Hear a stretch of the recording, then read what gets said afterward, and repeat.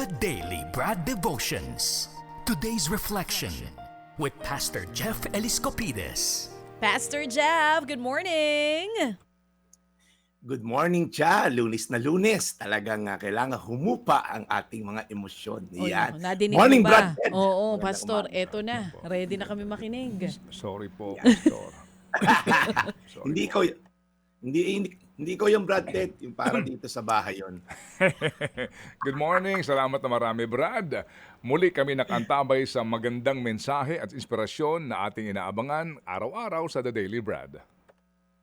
Yes, Brad Ted, kahapon meron lang nag-message sa atin, ipag-pray daw natin siya, taga-subaybay natin, Annalisa Aguilar, paralyzed yung half ng body niya, magpagaling ka, Ate Annalisa. Thank you for tuning in. And si Bernard at Bert Marquez, thank you for tuning in. Ito parang sa Lunes ng umaga po talaga ang verse natin ngayon. Sabi po sa Salmo 143 verse 8. Yan.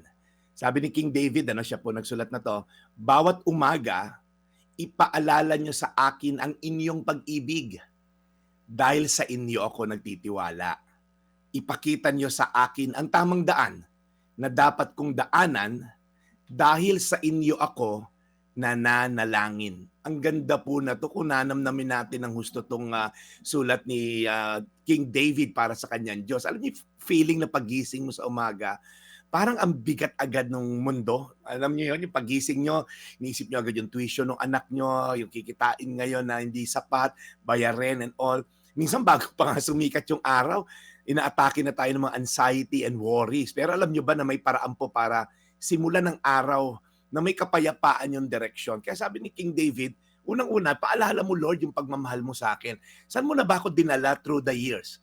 Pag na-recall nyo, nasaan ka ba 10 years ago? I'm sure mas maayos ka ngayon.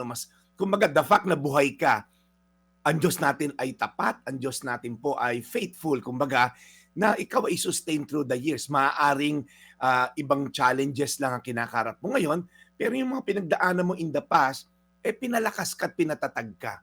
Kaya lang po kasi minsan ang sakit natin, including myself, pagising natin sa umaga, check agad ng telepono. Nasaan na ba yung ganito? Sino ba yung pinost ko kagabi? May nag-like ba? Ang una natin sinisik na message, yung social media, TikTok at Facebook, instead na yung voice muna ni Lord ang ating hanapin. Kaya ang ganda lang po ng gusto ko sa inyong i-encourage. Pagising mo sa umaga, magtiwala ka una sa tapat na pag-ibig ng Diyos. His mercies are new every morning. Yun po ang sabi sa Biblia. Pangalawa, hanapin mo yung kanyang direksyon. Kasi mahirap alamin ang direksyon para sa iyo ng Diyos kung wala kang relasyon. Tama po ba? Pagka-close ang iyong relasyon, magkakaroon ka ng tinatawag na discernment sa tamang direksyon. Pupurso ko ba tong career na to o hindi? Okay, ko-close ko pa yung deal na to na alam kong may konting illegal o hindi. So yung direction po ay itapapamala sa inyo ng Diyos. And lastly, ipagkatiwala po natin ang ating buhay, ang ating future sa Kanya. Bakit? Hindi lang dahil alam niya ang future mo, dahil siya ang may hawak ng iyong future. Kaya ang galing nito si David. Paggising sa umaga, sabi niya sa Salmo 143 verse 8, bawat umaga paalala niyo sa akin ang inyong pag-ibig dahil sa inyo ako nagtitiwala. Pakita niyo sa akin ang tamang daan na dapat kong daanan dahil sa inyo ako nananalangin. Ay manalangin. Lord, umaga na naman ngayon.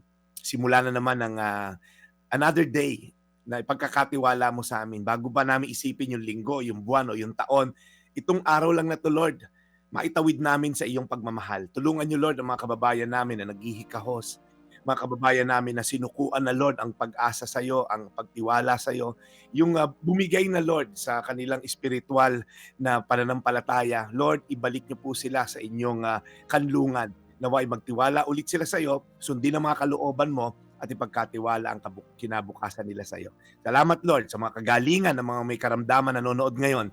Alam ko, Lord, ikaw ay tapat sa iyong salita na by your stripes we are healed.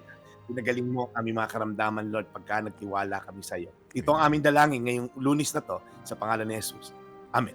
Amen. And Lord, Muli po maraming salamat sa araw na ito sa biyaya po ng magandang balitang inihahatid sa amin ni Brad Jeff. Sa inyo pong patnubay sa kanya, alagaan niyo po siya lagi, bless his mission, bigyan niyo po siya ng lakas ng pangangatawan para mapagtagumpayan muli ang buong linggong ito na pagmimisyon sa aming pong programa. In Jesus' name we pray, Amen. Amen. Amen. Salamat na marami, Brad Jeff. Thank you so much. Brad? Yes, Brad Ted. Maraming salamat din, Cha. At salamat, Brad Ted, at sa mga sumusubaybay sa atin. Aking papaalam na, Lunes ngayon, alam na this. Ito po yung Daily Brad, your daily dose of inspiration. Thank you, serving the people, Brad Jeff Elisco Pides.